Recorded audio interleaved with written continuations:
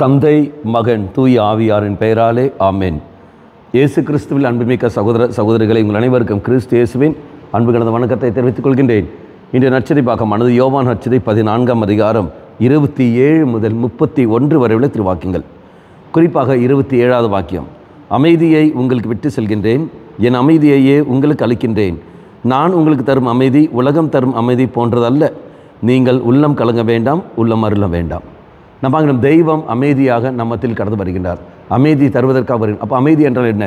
எப்போது நமக்கு அமைதி தேவைப்படும்? உள்ளம் கலங்கி இருக்கிற சமயத்தில் அமைதி, குழப்பம் ஏறு சமயத்தில் நமக்கு அமைதி, அல்லது கோபப்படுற சமயத்தில் நமக்கு தேவை அமைதி.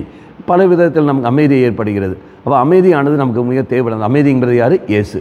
குழப்பத்துக்கு முற்றுப்புள்ளி தருவது யார்? இயேசு கிறிஸ்து. கலங்கத்துக்கு முற்றுப்புள்ளி தருவது யார்? இயேசு கிறிஸ்து. அப்போ இயேசு கிறிஸ்துவை நான் சொந்தமாக்கினேன் என்றால் என் வாழ்க்கையில் கலக்கம் இருக்காது, குழப்பம் இருக்காது, பயம் இருக்காது.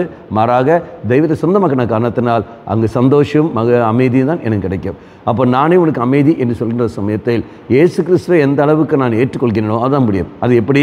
இறைவார்த்தையை படிப்பதன் வழியாக. அப்போ இறைவார்த்தையை படிக்கிற சமயத்தில் குழப்பமான மத்தியில் நான் என்ன செய்ய வேண்டும் என்பது அந்த வார்த்தை வெளிப்படுத்தும்.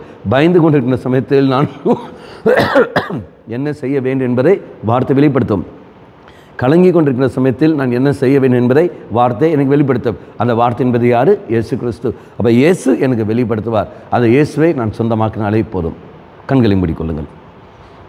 நல்லவனாய் தெய்வமே, நீ தருகின்ற அமைதி உலகம் தருகின்ற அமைதி போன்றதல்ல. அமைதியாக உன்னை நான் ஏற்றுக்கொள்ள கிருபை தந்துள்ளும்.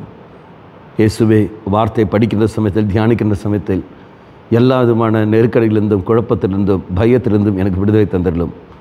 அமைதியின் உருவமான தெய்வமே, நான் என்றும் உன்னை சொந்தமாக்கி கொண்டு அதுக்கேற்ற ஒரு வாழ்க்கை வாழ கிருபை தந்துள்ளும். அம்மா மாதாவே, தெய்வ மாதாவே, எங்கள் மாதாவே, என் அன்னையே, விசேஷமாக எங்களுக்காக பரிந்து பேசும். ஆமென். தந்தை, மகன், தூய ஆவியாரின் பெயராலே ஆமென்.